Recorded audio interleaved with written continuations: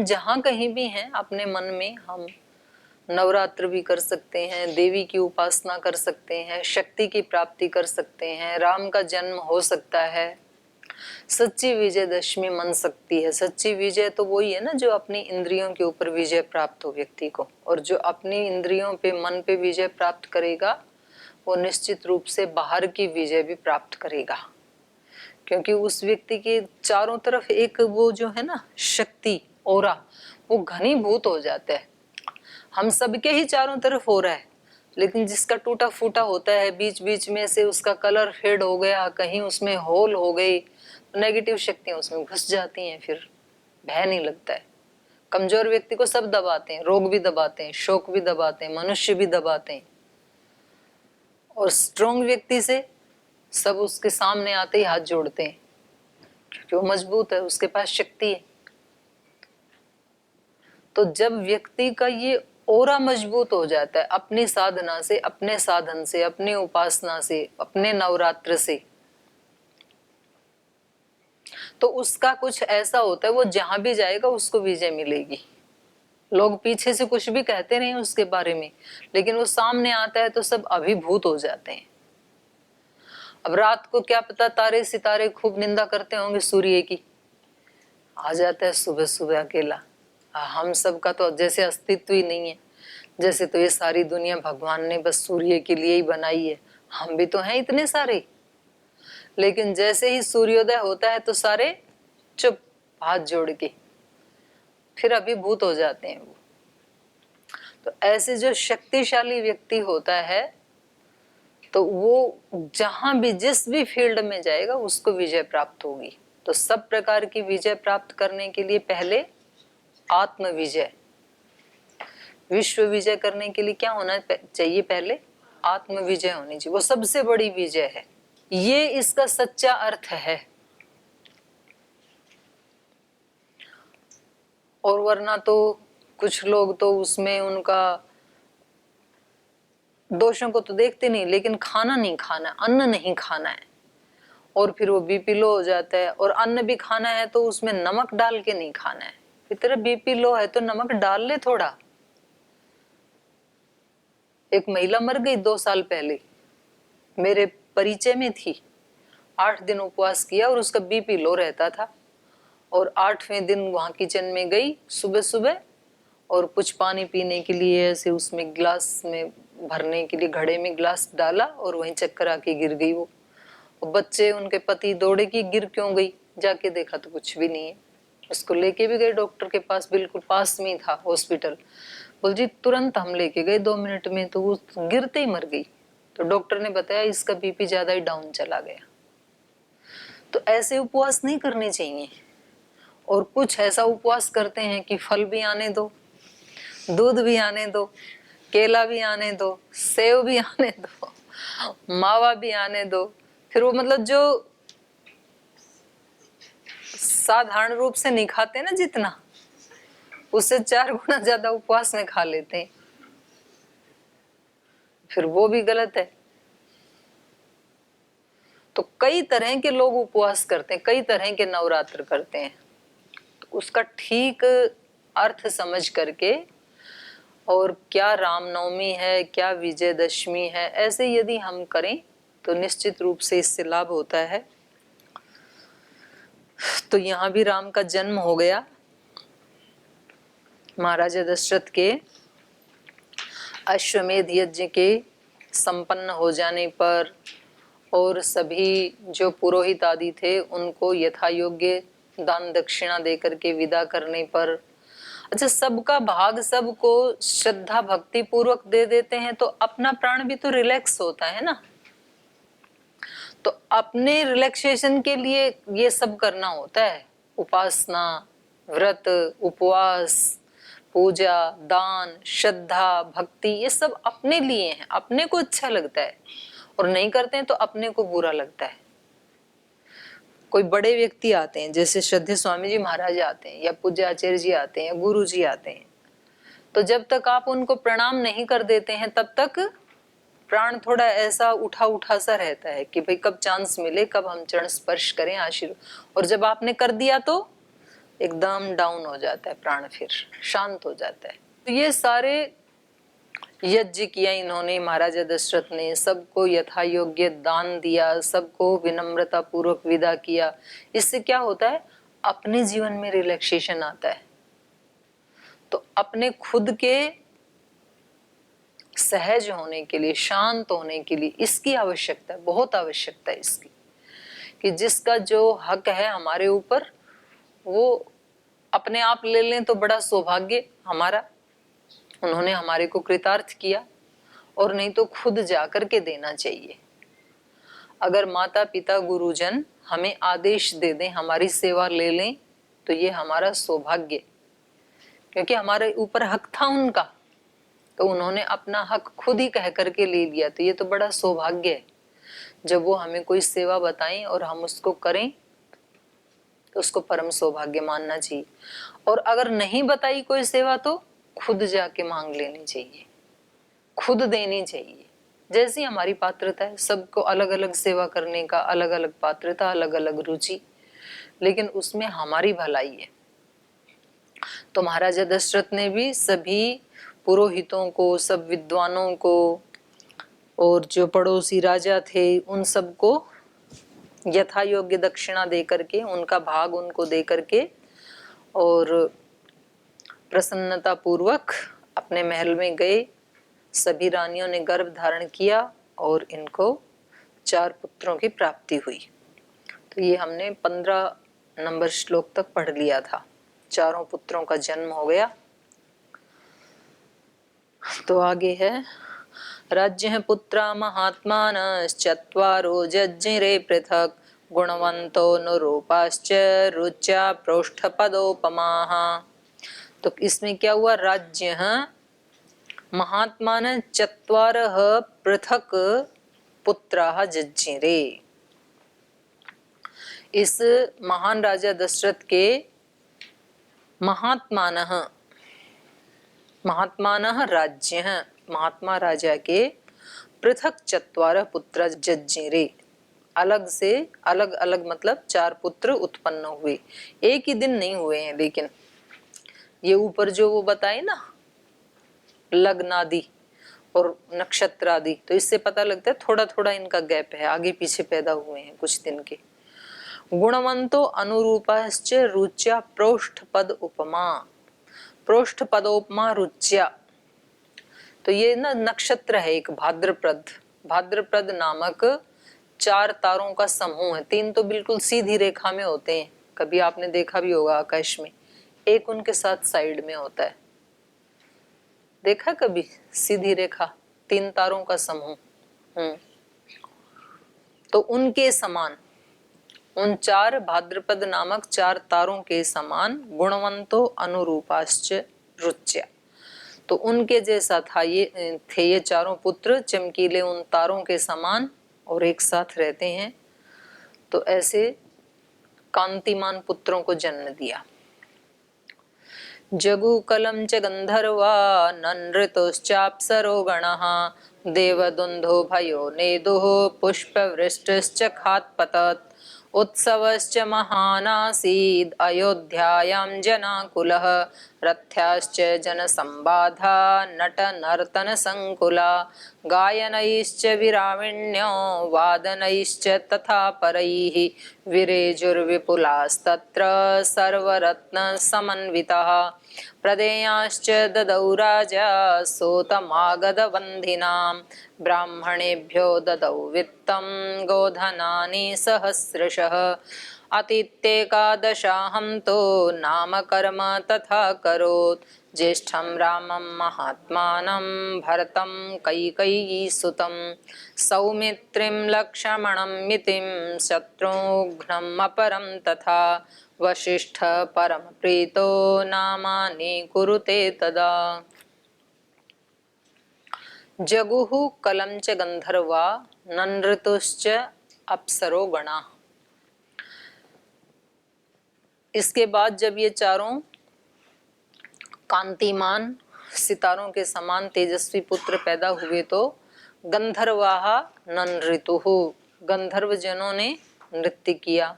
गंधर्वों ने तो कलम गान किया, ये तो गाते हैं ना। गंधर्वा कलम जगु और अप्सरगणा नृत्युः, और अप्सराओं ने नृत्य किया। तो इनके जन्म के साथ गंधर्वों ने मधुर गान किया और अप्सराओं ने नृत्युः। देव दुंदु भयो नेदु, और देवों ने दुंदुभियां बजाई।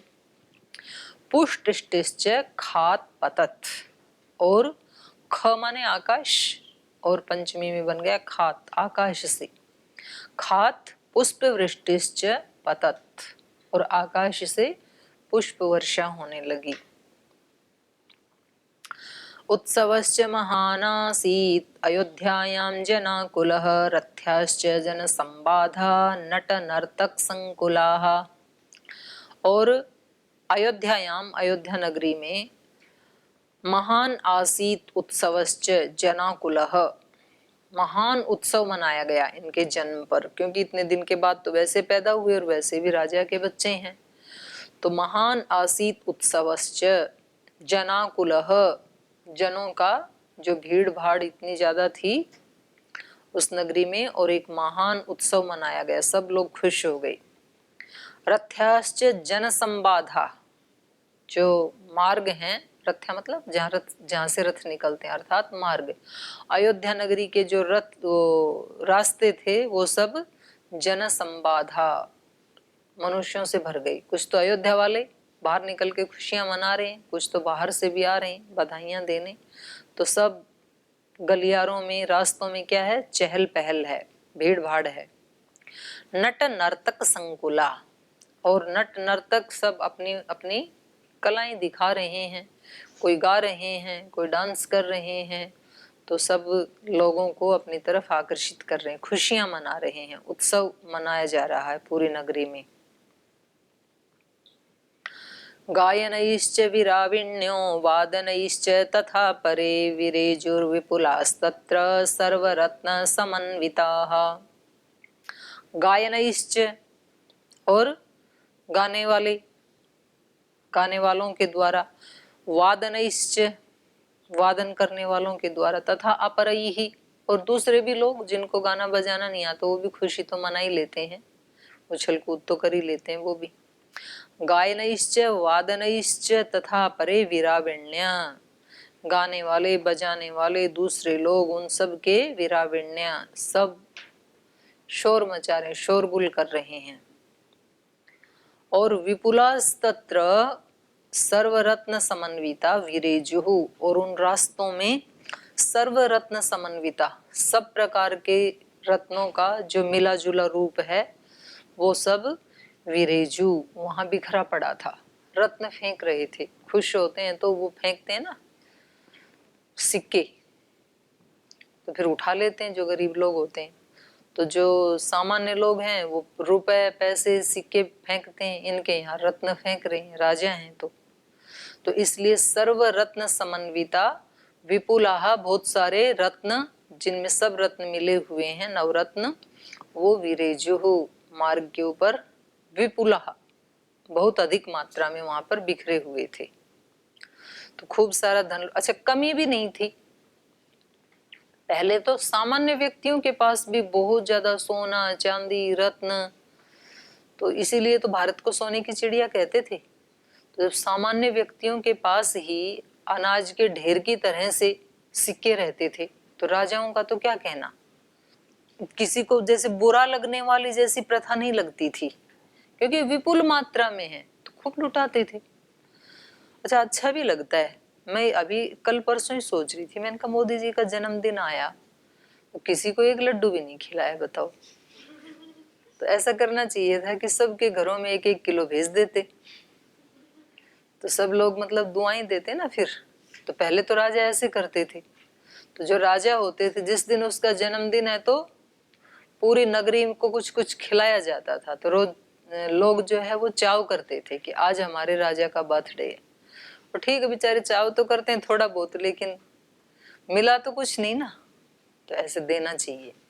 तो सरकार की तरफ से सबके घर में डिब्बे आने चाहिए। तो ये लोग पहले ऐसे देते थे क्योंकि पूरा होता भी तो था। अब वो कहेंगे खजाने खाली पड़े, इतने लड्डू बांटेंगे तो लुट जाएगा खजाना। लेकिन देने से कभी भी खाली नहीं होता है। धन को बढ़ाने का एक ही तरीका है, दान दो। और ये मतलब सीखनी पड़ेंगी। पहले लोगों को लगती है ये सारी बातें तो उल्टी लगती थी कि भाई जितना है वो और चला जाएगा, ये अच्छी उल्टी पट्टी पढ़ा रहे हैं। लेकिन तरीका ही वही है कि किसी को धन बढ़ाना है तो दान दो। और धन केवल रुपए पैसे का ही थोड़ी होता है। विद्या का धन बढ़ाना है तो दान दो विद्या का, दूसरों को जितना आपको आता है वो बांटो। आपको अपने सुयश का, मान सम्मान का धन बढ़ाना है तो क्या करो, दूसरों को मान सम्मान दो, दूसरों को यश दो।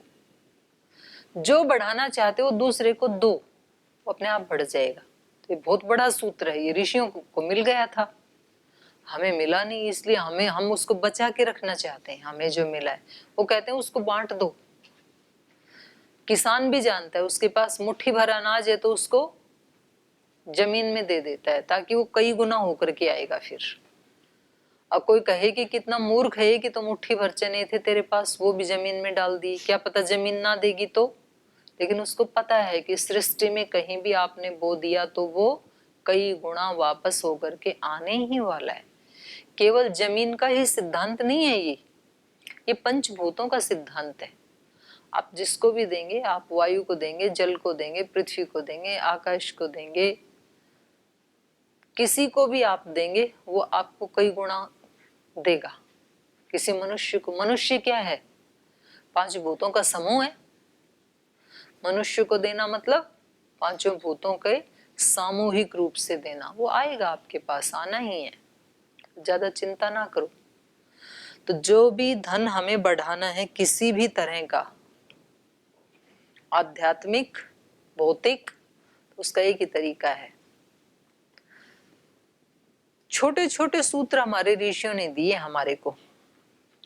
आपको सब अपने यहाँ दिव्यता ही दिव्यता लानी है तो उन्होंने कहा कि शक्ति की पूजा करो। यत्र नार्यस्तु पूज्यन्ते रमन्ते तत्र देवता। और जहां उनकी पूजा नहीं होती है, चिल्लाती हैं, भयभीत हैं, उनकी आंखों से आंसू गिरते रहते हैं, बलात्कार होते हैं, रेप होते हैं, वहां क्या होगा, दरिद्रता, महामारियां, भूखमरियां, ये सब होता है वहां पे। तो ये सूत्र हैं छोटे छोटे, इनके पीछे विज्ञान है। लोगों को लगता है ये तो बहकाने वाली चीजें हैं, इन लोगों ने घड़ लिया अपनी तरफ से। घड़ा नहीं, वो पूरी साइंस है, वो उसका मैकेनिज्म है। क्योंकि वहां से वो जो शक्ति है जो सबको पोषण देने वाली है, मातृशक्ति, उससे जो भावनाएं निकलती हैं। और हमारे यहाँ जो भी देने वाली शक्ति है उसको सबको हमने माँ का दर्जा दिया। माँ बोला ना हमने सबको, गऊ को भी हमने माँ बोला, गऊ माता। धरती को भी हमने माँ बोला क्योंकि वो बहुत देती है। गंगा को भी माता, गंगा माता। तो जो जो देने, बुलझ देने वाली तो भैंस भी है, बकरी भी है, उनमें जो सबसे ज्यादा गुणवत्ता है जिसमें देने वालों में, ऐसे तो फिर तो सारी सृष्टि को ही हमने क्या कह दिया, प्रकृति माता। प्रकृति में तो सभी आ गई, प्रकृति में भी जो स्पेशल है उनके सामने हमने माता शब्द लगाए। क्योंकि माँ का मतलब, माँ मतलब देने वाली, जो लेती नहीं है कभी भी, देती ही देती है। बच्चे सेवा करें ना करें तो भी उसके दिल से कभी बद्दुआ नहीं निकलती। आप लोगों को आपकी माँ ने पाला पोसा, पैदा किया, बड़ा किया, तो आप लोग छोड़ के भाग आए, तो भी माँ क्या देती है आपको, दुआ ही देती है। चलो बेटा तुम चले तो गए मेरे को छोड़ के, लेकिन जिस रास्ते पे चल रहे हो वहां पर सफल होके दिखाना, ऐसी ही सोचती है हर माँ।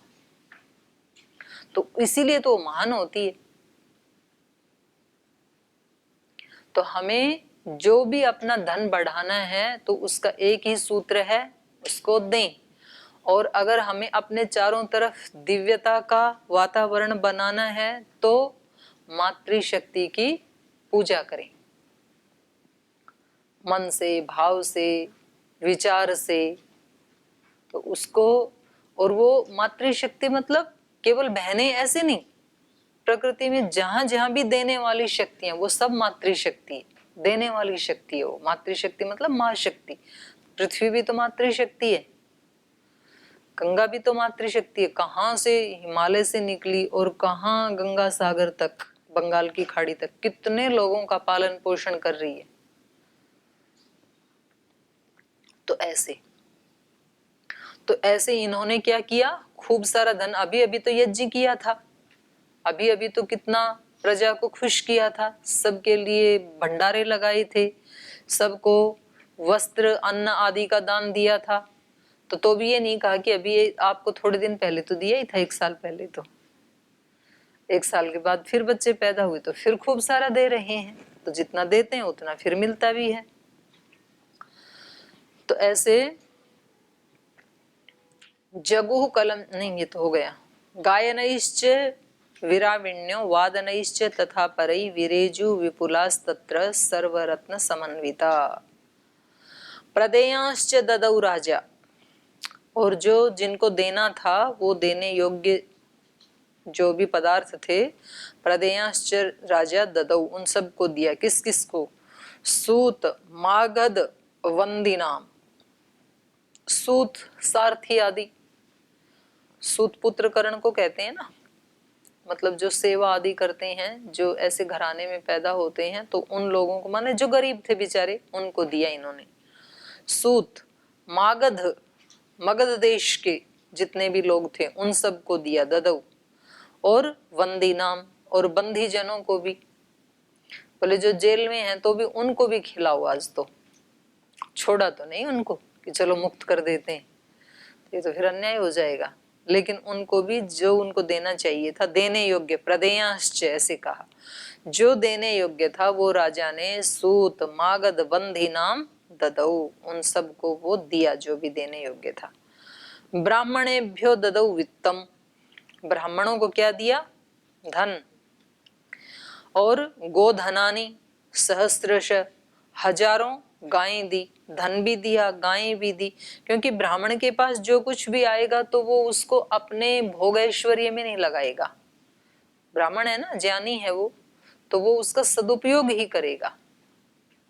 इसलिए लक्ष्मी धन ऐश्वर्य अगर किसी ज्ञानवान व्यक्ति के पास आएगा तो वो उसको सेवा में लगाएगा, और यदि वो किसी असुर के पास आएगा तो वो उसे दुरुपयोग में लगाएगा, विनाश में, अपने ऊपर ही खर्च कर लेगा सारा।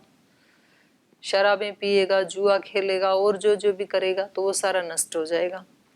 तो इसलिए ब्राह्मण को दान आदि देने में, ज्ञानी को दान आदि देने में व्यक्ति को खूब ज्यादा देना चाहिए, कम नहीं करना चाहिए।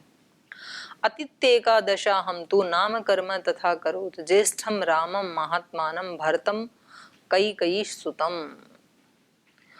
आतिथ्य एकादशा हम, 11 दिन बीत जाने पर, तो ये महर्षि दयानंद ने भी ऐसे ही बताया है कि नामकरण संस्कार कब करना चाहिए, या तो 11वें दिन, या तो 1 महीने के बाद, या तो 1 वर्ष के बाद। 3 ऑप्शन दिए हैं।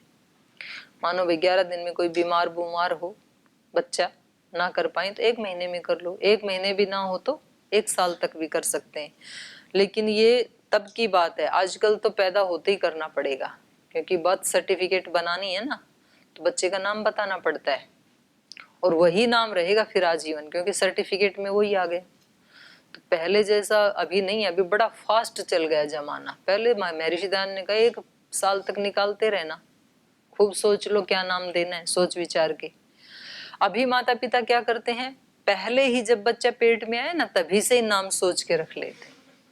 कुछ 5-7 लड़की के, कुछ 5-7 लड़के के, फिर उनमें से 1-2 सेलेक्ट कर देते हैं कि लड़का होगा तो ये नाम रखेंगे, लड़की होगी तो ये रखेंगे, क्योंकि इतना टाइम ही नहीं है, वो तो पैदा होते ही मांगते हैं ना। तो यहाँ इनका क्या हुआ, आतिथ्य एकादश अहम, 11 दिन बीतने पर नाम कर्म तथा करोत, उनका नामकरण संस्कार किया गया। ज्येष्ठम महात्मानम रामम, जो ज्येष्ठ पुत्र था महात्मा, उनका नाम तो राम रखा गया। और कैकेयी सुतम भरतम, और जो कैकेयी का पुत्र था उसका नाम भरत रखा गया। सौमित्रिम लक्ष्मणम इति, और जो सुमित्रा का पुत्र था उसका लक्ष्मण नाम रखा गया। शत्रुघ्नम अपरम, तथा और सुमित्रा का ही जो दूसरा पुत्र था अपरम, उसका नाम शत्रुघ्न, शत्रु को मार देने वाला रखा गया। तथा वशिष्ठ परम प्रीत नामानि कुरुते तदा, तो परम प्रीति से युक्त होकर के महर्षि वशिष्ठ ने तदा नामानि कुरुते, तब इन नामकरणों को संपन्न किया।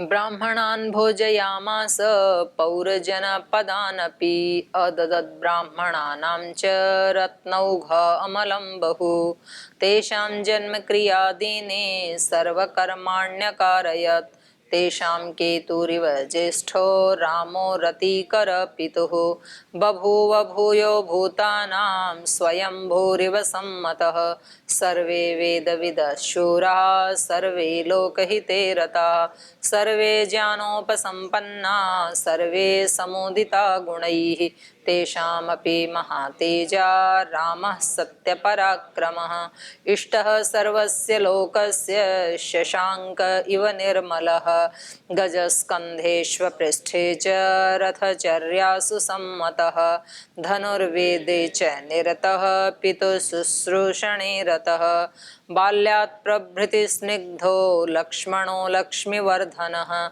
रामस्य लोकरामस्य भ्रातुज्येष्ठस्य नित्यशः, सर्वप्रियकरस्तस्य रामस्यापि शरीरतः, लक्ष्मणो लक्ष्मीसम्पन्नो बहिः प्राण इवापरः, न च तेन विना निद्रां लभते पुरुषोत्तमः।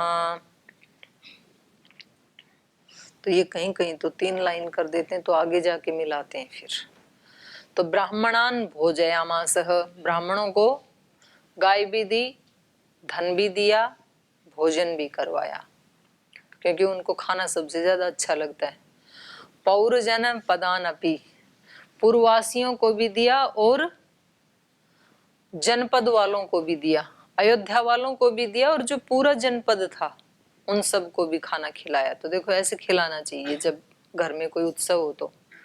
अदत्त ब्राह्मणा नाम रत्नौघ अमलम बहु, और ब्राह्मणों को रत्नों का समूह, अमलम रत्नौघ, औघ मतलब समूह, अमूल्य अमलम जिनमें मल नहीं है, निर्मल, ऐसे निर्मल रत्न, माने खोटे रत्न नहीं, नकली नहीं, असली रत्न उनको दान में दिए। तो शेष फिर कल करेंगे, आज समय हो गया, यहीं पाठ को विराम देते हैं।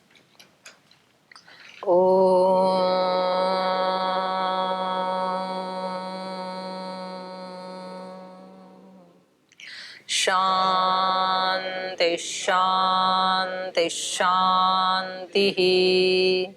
श्री गुरुभ्यो नमः।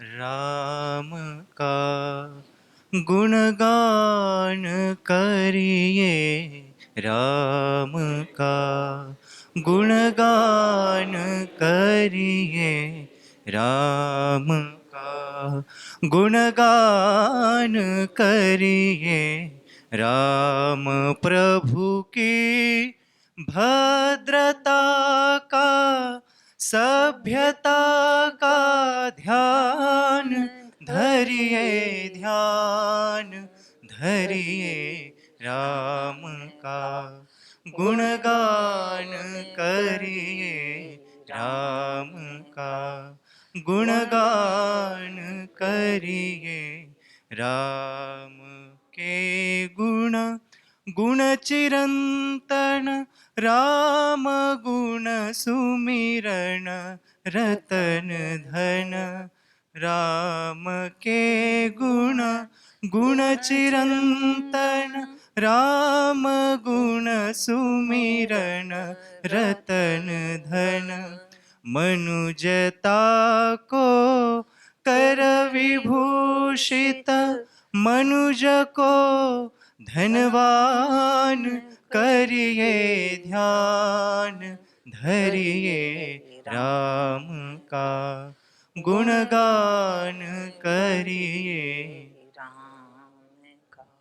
गुणगान करिए, राम का गुणगान करिए, सगुण ब्रह्म स्वरूप सुंदर सगुण रूप सगुण ब्रह्म स्वरूप सुंदर सुजन रंजन रूप सुखकर सुजन रंजन रूप सुखकर राम आत्मा राम आत्मा राम का सम्मान करिए ध्यान धरिए राम का गुणगान करिए राम का